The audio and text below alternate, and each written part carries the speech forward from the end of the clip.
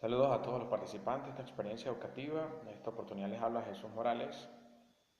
docente de la Facultad de Ciencias Jurídicas y Políticas de la Universidad de los Andes, y quiero compartir con ustedes las bondades del modelo cognitivo de Hayes y Flowers para la producción de textos o como estrategia para la producción de textos académicos en educación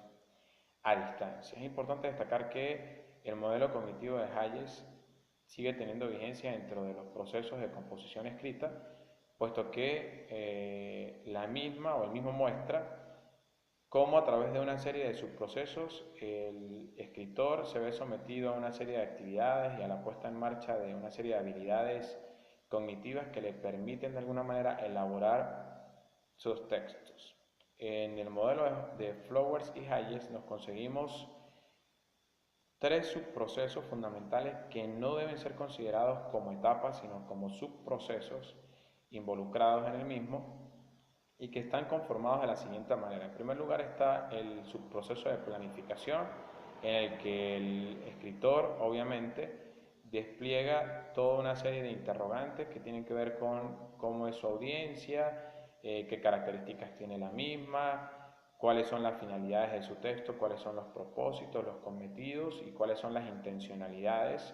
y qué es lo que realmente quiere conseguir con el texto que está elaborando. Luego nos conseguimos con un segundo subproceso que tiene que ver con la textualización, en el que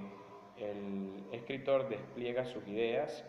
y de alguna manera atiende a todo lo que corresponde a las cualidades o a las propiedades de todo texto académico, es decir, la coherencia, la cohesión, la claridad en las ideas y la logicidad. Finalmente hay un subproceso denominado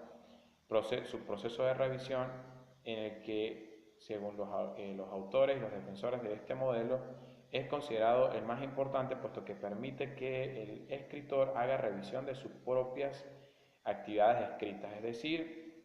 someta a juicio cuáles son los aspectos débiles, cuáles son los aspectos fuertes, cuáles son los elementos que puede mejorar, cuáles puede transformar y cuáles puede de alguna manera hacer que permanezcan en su texto y cuáles pudiera simplemente suprimir del mismo. Para efectos de la propuesta, yo planteo, y lo van a ver en la ponencia, 4 actividades de producción escrita que son fundamentales en educación a distancia. En primer lugar, tiene que ver con la coescritura, la copublicación, la coedición y finalmente los auxiliares de la escritura, que tiene que ver con el acompañamiento que se le debe hacer a los participantes de esta modalidad con el propósito de generar actividades escritas que sean provistas de contenido, que tengan realmente la relevancia y la pertinencia en función de los que se les solicita en la universidad. Ahora bien, en la universidad se solicita con mucha frecuencia o se maneja con mucha frecuencia textos de tipo o del género argumentativo, explicativo argumentativo, puesto que se intenta que el escritor logre defender una posición y para ello se valga de una serie de argumentos, de una serie de elementos que faciliten la defensa de su posición. Para efectos de esta propuesta, yo propongo la elaboración entonces del texto argumentativo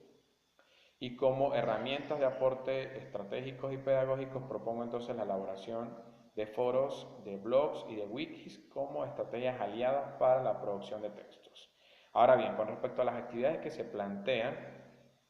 en primer lugar, la elaboración del mapa conceptual va a permitir que se comprenda en qué consiste el modelo cognitivo de Hayes y Flowers. Luego, en una segunda actividad, se intenta que el docente entienda que hay una serie de estrategias propuestas del aprendizaje significativo que van a favorecer la elaboración de textos mucho más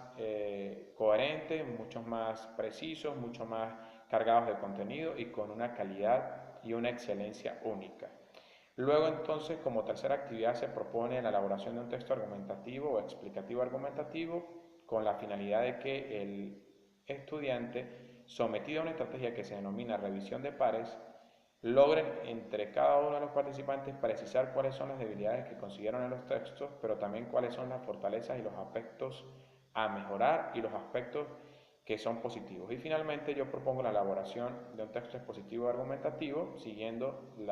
los subprocesos planteados por Flowers y Hayes. Espero que esta ponencia les sirva de alguna manera para transformar sus prácticas de enseñanza y bueno, aprovechenla. Saludos.